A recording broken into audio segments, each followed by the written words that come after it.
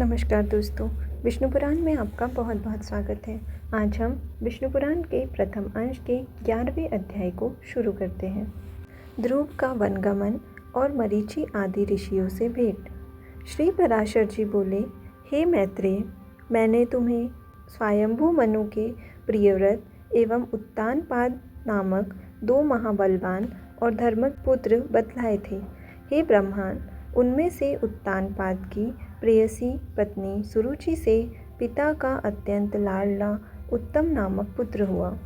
हे द्विज, उस राजा की जो सुनीति नामक राजमहिषी थी, उसमें उसका विशेष प्रेम न था। उसका पुत्र ध्रुव हुआ। एक दिन राज सिंहासन पर बैठे हुए पिता की गोद में अपने भाई उत्तम को बैठा देख ध्रुव की इच्छा भी गोद में बैठने की हुई, किंतु राजा ने अपनी प्रेयसी सुरुचि के सामने गोद में चढ़ने के लिए उत्कंठित होकर प्रेमवश आए हुए उस पुत्र का आदर नहीं किया। अपनी सौत के पुत्र को गोद में चढ़ने के लिए उत्सुक और अपने पुत्र को गोद में बैठा देख सुरुचि इस प्रकार कहने लगी, अरे लल्ला, बिना मेरे पेट से उत्पन्न हुए किसी अन्य स्त्री का पुत्र होकर भी तू व्यर्थ क्यों ऐसा बड़ा मनोरथ करता है?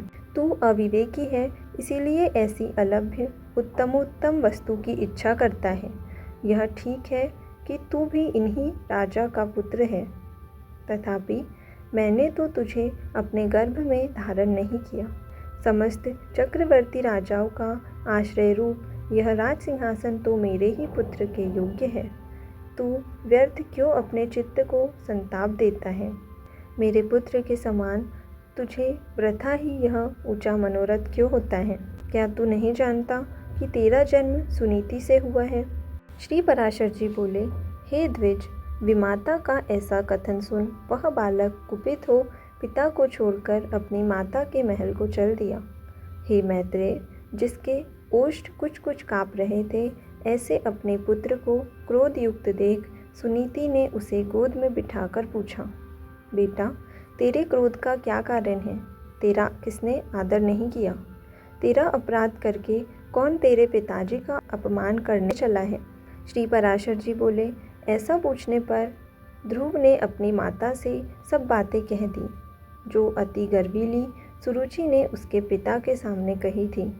अपने पुत्र के सिसक कर ऐसा कहने पर दुखिनी सुनीति ने खिन्न चित्त और दीर्घ निश्वास के कारण मलिनयना होकर कहा। सुनीति बोली, बेटा, सुरुचि ने ठीक ही कहा है, अवश्य ही तू मंदभाग्य है। हे वत्स, पुण्यवानों से उनके विपक्षी ऐसा नहीं कह सकते। बच्चा, तू व्याकुल मत हो, क्योंकि तूने पूर्व जन्मों में जो कुछ किया है उसे दूर कौन कर सकता है, और जो नहीं किया वह तुझे दे भी कौन सकता है। इसलिए तुझे उसके वाक्यों से खेद नहीं करना चाहिए। हे वत्स, जिसका पुण्य होता है उसी को राजासन, राजछत्र तथा उत्तम उत्तम घोड़े और हाथी आदि मिलते हैं। ऐसा जानकर तू शांत हो जा। अन्य जन्मों में किए हुए पुण्य कर्मों के कारण ही सुरुचि में राजा की सुरुचि है, और पुण्यहीना होने से ही मुझ जैसी स्त्री केवल भार्या ही कही जाती है। उसी प्रकार उसका पुत्र उत्तम भी बड़ा पुण्य पुंज संपन्न है, और मेरा पुत्र तो ध्रुव मेरे समान ही अल्प पुण्यवान है।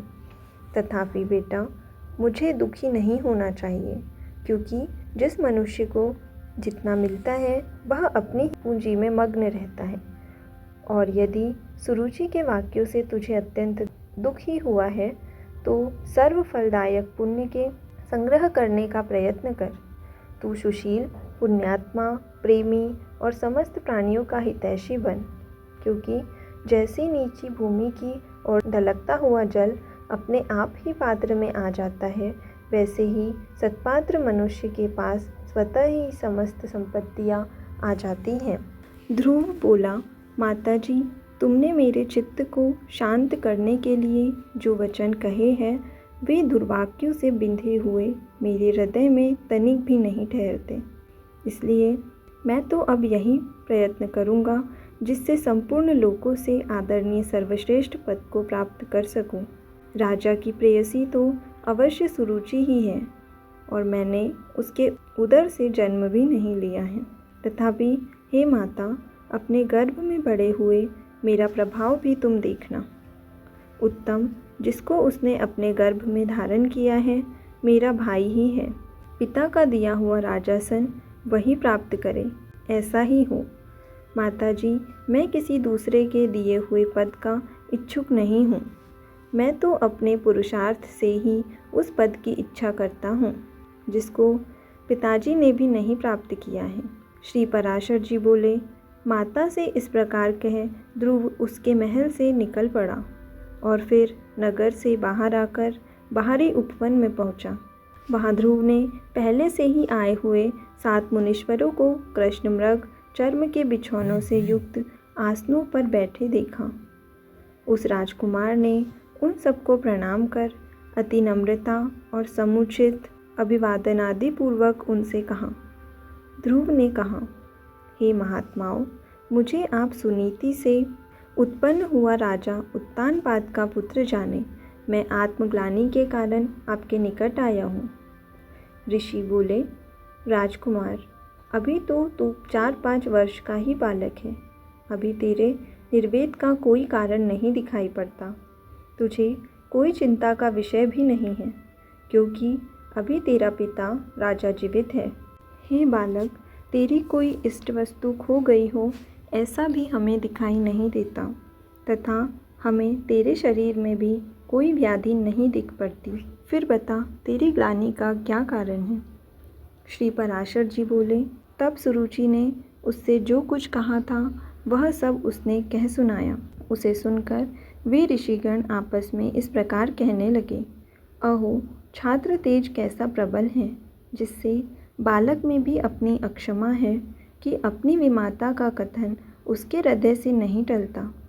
हे क्षत्रिय कुमार, इस निर्वेद के कारण तूने जो कुछ करने का निश्चय किया है, यदि तुझे रुचि हो तो वह हम लोगों से कह दे। और हे अतुलित तेजस्वी, यह भी बता कि हम तेरी क्या सहायता करें, क्योंकि हमें ऐसा प्रतीत होता है कि तू कुछ कहना चाहता है। ध्रुव ने कहा, हे द्विजश्रेष्ठ, मुझे न तो धन की इच्छा है और न राज्य की। मैं तो केवल एक उसी स्थान को चाहता हूँ जिसको पहले कभी किसी ने न भोगा हो। हे मुनिश्रेष्ठ, आपकी यही सहायता होगी कि आप मुझे भली प्रकार यह बता दें कि क्या करने से वह सबसे अग्रगण्य स्थान प्राप्त हो सकता है। मरीचि बोले, हे राजपुत्र, बिना गोविंद की आराधना किए मनुष्य को वह श्रेष्ठ स्थान नहीं मिल सकता, अतः तू श्री अच्युत की आराधना कर। अत्रि बोले, जो परा प्रकृति आदि से भी परे है, वे परम पुरुष जनार्दन जिससे संतुष्ट होते हैं, उसी को वह अक्षय पद मिलता है। यह मैं सत्य सत्य कहता हूँ। अंगीरा बोले, यदि तू अग्र स्थान का इच्छुक है, यदि तू अज्ञ स्थान का इच्छुक है, जो जिन अव्यात्मा अच्युत में यह संपूर्ण जगत उत्प्रोत है, उन गोविंद की आराधना कर। पुलस्त्य बोले, जो परब्रह्म, परमधाम और परस्वरूप है, उन हरि की आराधना करने से मनुष्य अति दुर्लभ मोक्ष पद को भी प्राप्त कर लेता है। पुलह बोले, हे सुव्रत, जिन जगतपति की आराधना से इंद्र ने अत्युत्तम इंद्रपद प्राप्त किया है, तू उन यज्ञपति भगवान विष्णु की आराधना कर। क्रतु बोले, जो परम पुरुष, यज्ञ और योगेश्वर है, उन जनार्दन के संतुष्ट होने पर कौन सी वस्तु दुर्लभ रह सकती है। वशिष्ठ बोले, हे वत्स, विष्णु भगवान की आराधना करने पर तू अपने मन से कुछ चाहेगा वही प्राप्त कर लेगा। फिर त्रिलोकी के उत्तम स्थान की तो बात ही क्या है। ध्रुव ने कहा, हे महर्षिगण, मुझ विनीत को आपके आराध्य देव तो बता दिया। अब मुझको प्रसन्न करने के लिए मुझे क्या जपना चाहिए, यह बताइए। उस महापुरुष की मुझे जिस पर आराधना करनी चाहिए, वह आप लोग मुझसे प्रसन्नतापूर्वक कहिए। ऋषिगण बोले, हे राजकुमार, विष्णु भगवान की आराधना में तत्पर पुरुषों को जिस प्रकार उनकी उपासना करनी चाहिए वह तू हमसे यथावत श्रवण कर। मनुष्य को चाहिए कि पहले संपूर्ण बाह्य विषयों से चित्त को हटावे और उसे एकमात्र उन जगदाधार में ही स्थिर कर दे।